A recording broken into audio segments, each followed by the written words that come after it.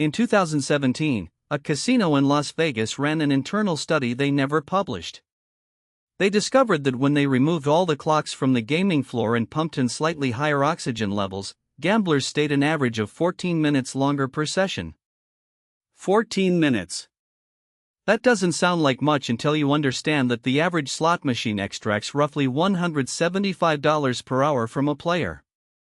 14 extra minutes is $40 per person, multiplied by thousands of visitors every single day. The casino didn't cheat.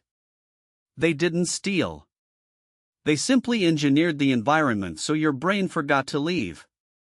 Now here's the part that should make you uncomfortable.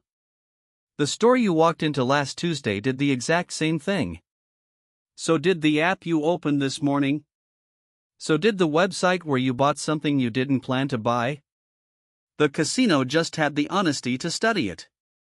You believe your spending decisions are rational. You believe you buy things because you need them, or because you compared options and chose wisely, or because something was genuinely good value. And that belief, that comfortable, confident belief, is the single most expensive illusion you carry. The companies extracting money from your account right now are not hoping you'll be irrational. They are depending on it. They have budgets larger than most hospitals dedicated to one single goal: engineering the precise psychological conditions that make your prefrontal cortex, the rational, deliberate part of your brain, step aside and let your limbic system swipe the card. This is not manipulation in the shadowy, illegal sense. It is science. Applied, profitable, legal science. And until you understand the specific mechanisms, you are playing a game where you don't know the rules but they do. Let's start with anchoring, because it is the oldest trick in the playbook and still the most devastatingly effective.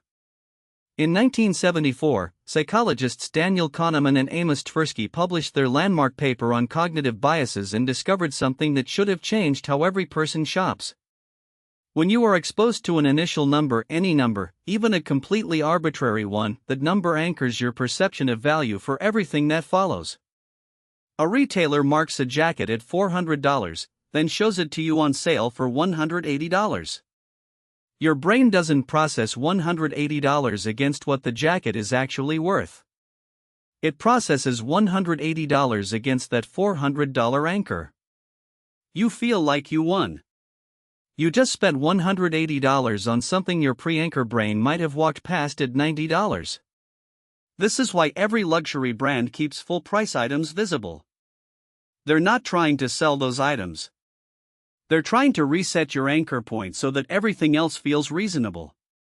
Then there's loss aversion, which is arguably the most powerful force in all of consumer psychology.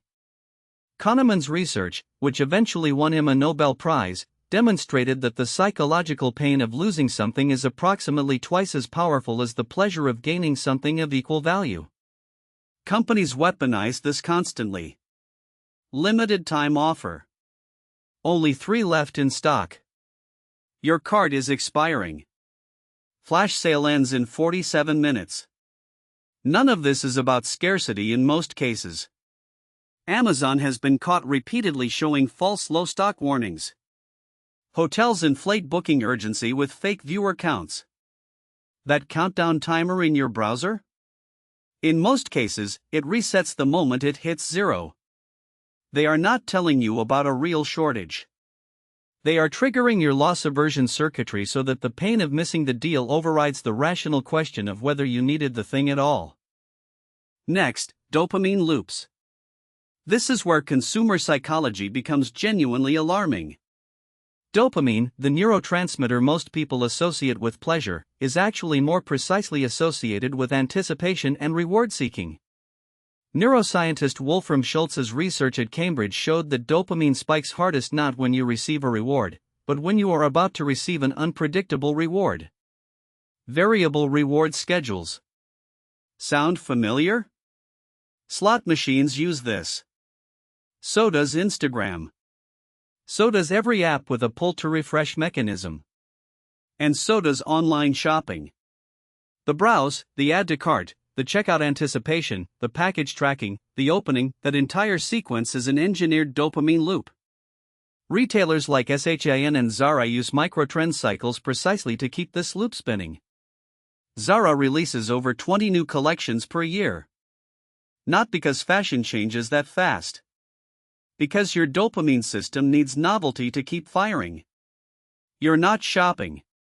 You're self-medicating with anticipation. And then there is the pain of paying. Behavioral economist Dražen Prelec at MIT ran studies using fMRI scanners on shoppers and found that paying with cash activates the insula, the brain region associated with physical pain. Paying with a credit card produces almost no insula activation. None. This is not metaphorical. Spending physical money genuinely hurts your brain in a measurable, biological way. Credit cards, contactless payments, buy now pay later services, stored card details, one-click purchasing, every single innovation in payment technology has had one consistent effect: reducing the neurological pain of spending so that you spend more. PayPal famously removed the word payment from their checkout flow and saw conversion rates jump. They replaced paying language with completion language. Not paying.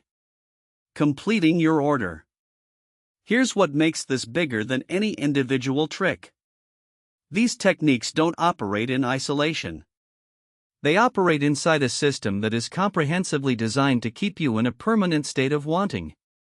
The average American is exposed to between 6,000 and 10,000 brand messages per day. Those messages don't just advertise products. They advertise inadequacy. They tell you, through imagery and narrative and social proof, that who you are right now, in the home you live in, with the phone you carry, wearing the clothes you own, is slightly less than you should be.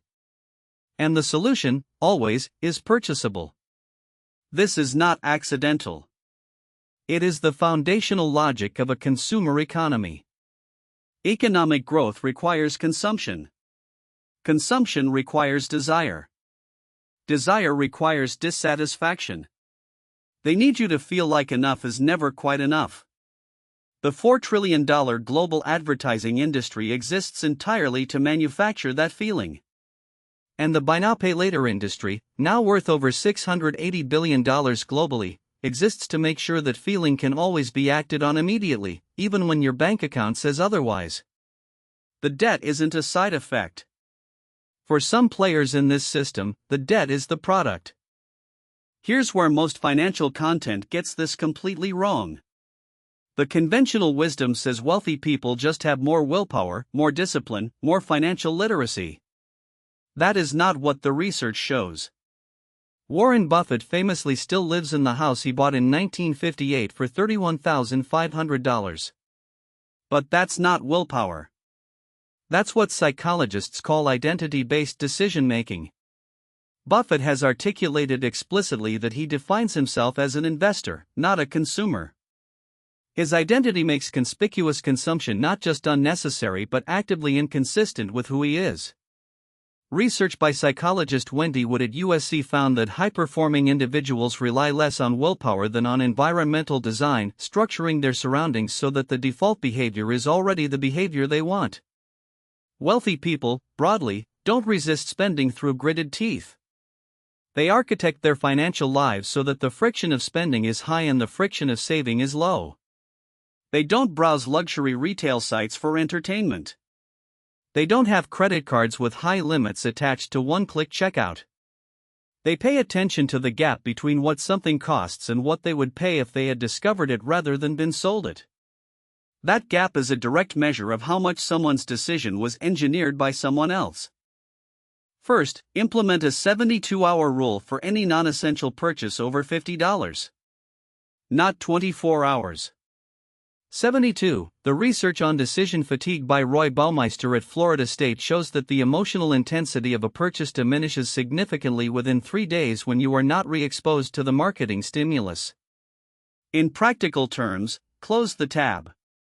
If you still want the item in 72 hours and you seek it out deliberately, that is a genuine desire. If you forget about it, the marketing did its job and your 72-hour rule did yours. Second, physically write down the hourly cost of every purchase. Take your take-home hourly wage and convert every price tag. That $200 jacket isn't $200. If you earn $25 an hour, it's 8 hours of your life. Your brain processes time in a visceral, insula-activating way that dollar figures have been deliberately stripped of. This technique was documented in Elizabeth Dunn and Michael Norton's research at Harvard on the psychology of spending and was one of the most reliable tools for reducing impulsive purchasing they found.